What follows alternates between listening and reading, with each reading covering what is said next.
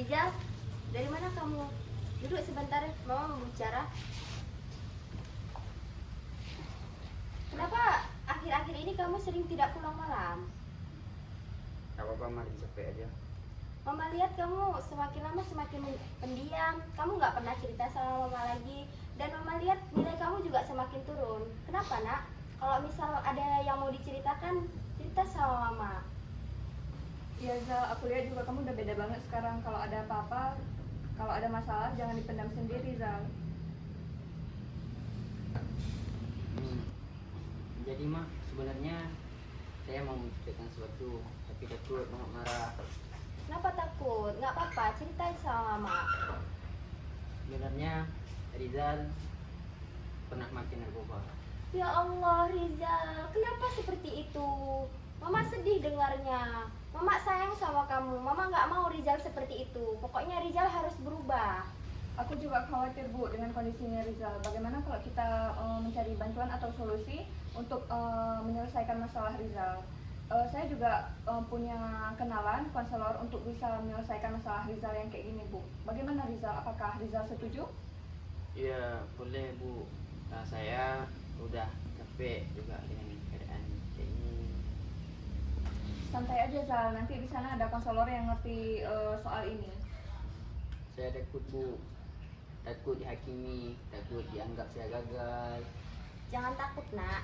Karena di sana kita akan mencari bantuan untuk solusi kamu, bukan buat menghakimi. Betul, kamu nggak sendiri Rizal. Assalamualaikum. Waalaikumsalam. Jadi ini Pak Rizal yang saya cerita sama Bapak kemarin yang akan berkonsultasi hari ini. Oh baik, silakan duduk. Baik Pak, terima kasih. Baik, selamat pagi semuanya. Selamat pagi Rizal, Bu Indah, Bu Nur. Terima kasih sudah datang ke tempat saya. Saya Muhammad Haikal Alif sebagai konselor di sini. Jadi di sini semua yang kita bicarakan bersifat rahasia. Rizal tidak perlu khawatir dan takut untuk menceritakan masalah yang sedang Rizal hadapi sekarang. Saya di sini juga untuk mendukung dan membantu Rizal dalam menyelesaikan masalah Rizal. Baik Pak, terima kasih. Baik, jadi sebelumnya gimana kabar Rizal? Baik Pak. Ya, baik ya.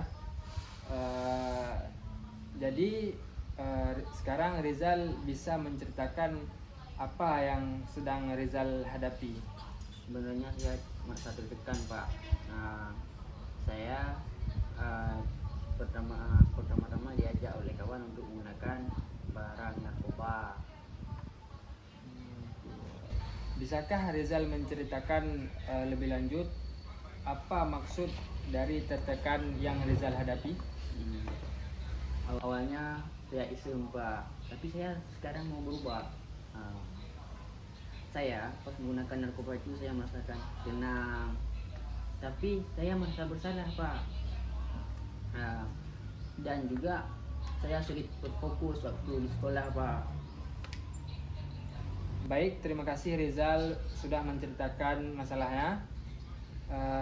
Itu langkah yang besar untuk memulai perubahan. Tetapi apa yang membuat Rizal terus menggunakan walaupun tahu dampak negatif dari narkoba tersebut? Ini Pak, saya merasa stres dan kesepian. Jadi narkoba itu sebagai pelarian.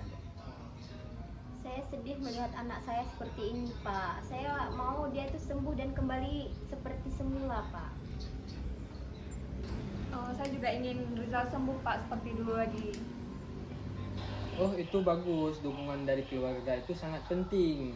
Nah, Rizal, kamu di sini tidak sendiri. Kita akan membuat rencana bersama untuk membantu kamu berhenti dan pulih bahkan.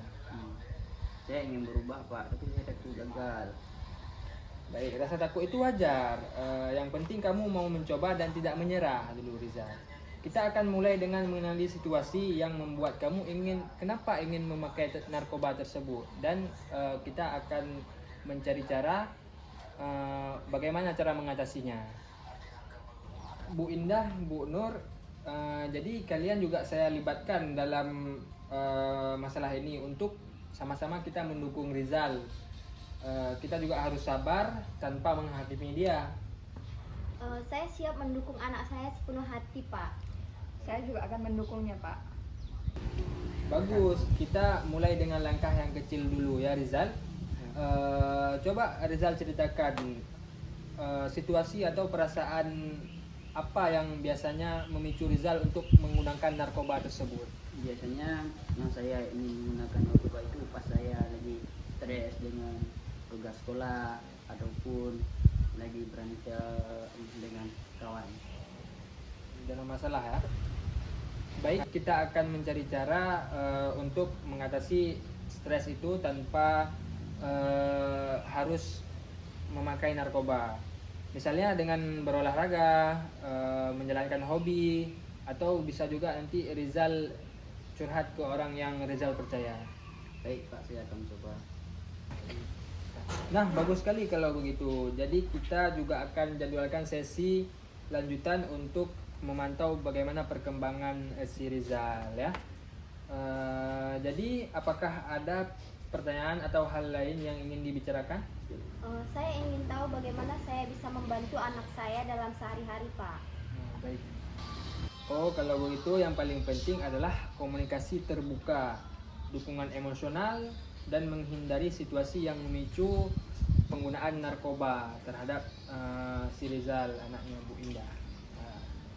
Jadi Bu Nur juga bisa menjadi pendengar yang baik, mengajak kegiatan positif-positif, hal-hal positif, mendorong si Rizal ini. Baik, Pak. Baik, Pak. Sekarang saya sudah mulai mengerti dan saya akan mencoba untuk memberi dukungan kepada anak saya, membantu dia untuk segera pulih, Pak. Baik Bu Indah. Nah, terima kasih sudah berbagi cerita hari ini. Proses ini butuh waktu dan kesabaran. Saya percaya Rizal akan sembuh, akan pulih, akan meninggalkan narkoba tersebut berkat dukungan kalian semua. Terima kasih Pak, saya akan berusaha. Terima kasih, Pak. Saya akan selalu ada untuk anak saya, Pak. Baik, Bu Indah.